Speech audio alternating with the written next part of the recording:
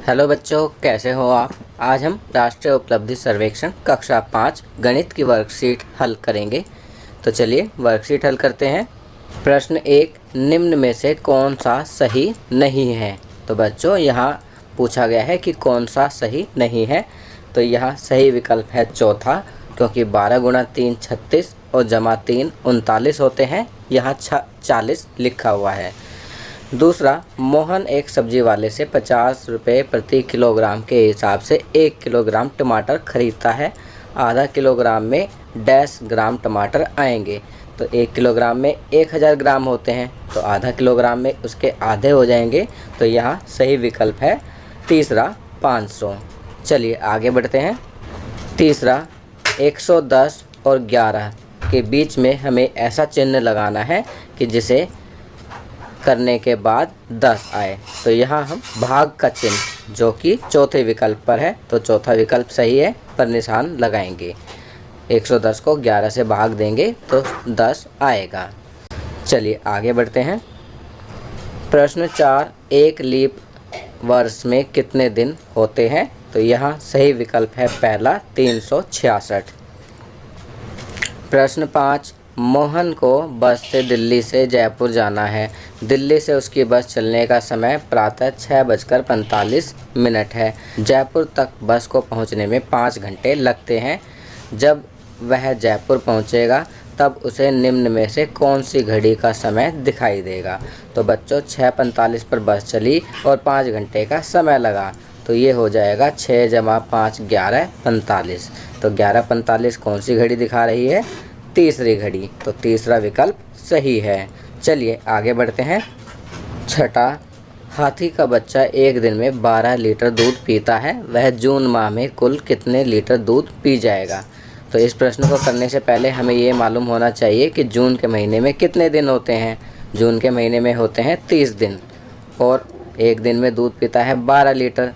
तो यहाँ 30 × 12 हो जाएगा 360।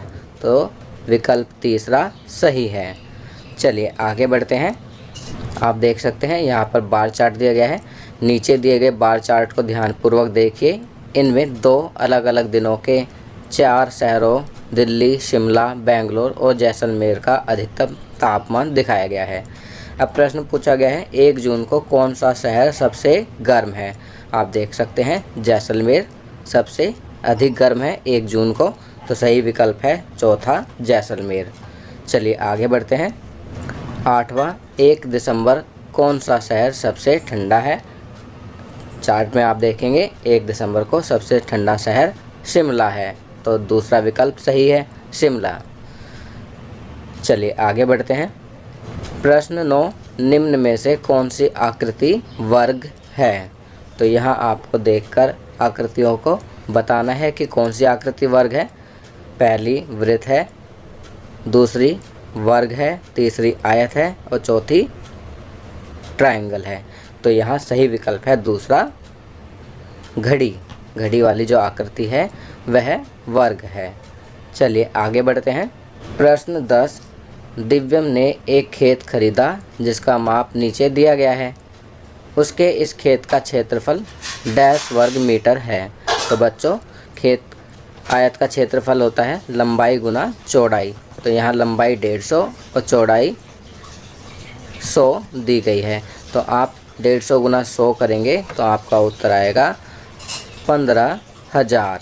तो यहाँ सही विकल्प है तीसरा 15,000 वर्ग मीटर।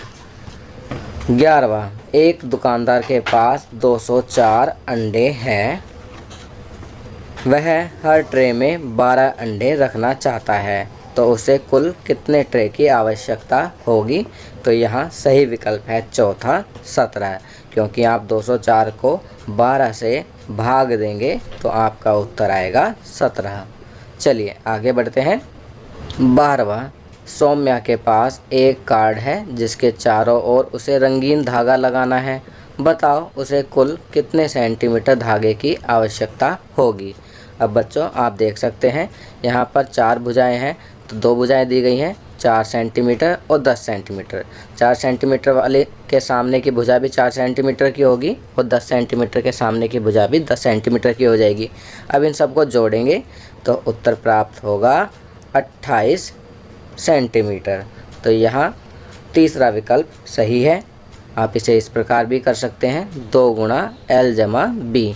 L क्या है 10 और B क्या है 4, तो 2 गुणा L जमा B हो जाएगा 28। 2 गुणा 10 जमा 4, 10 जमा 4 हो गया 14 और 14 को 2 से गुणा करेंगे तो 28 आएगा।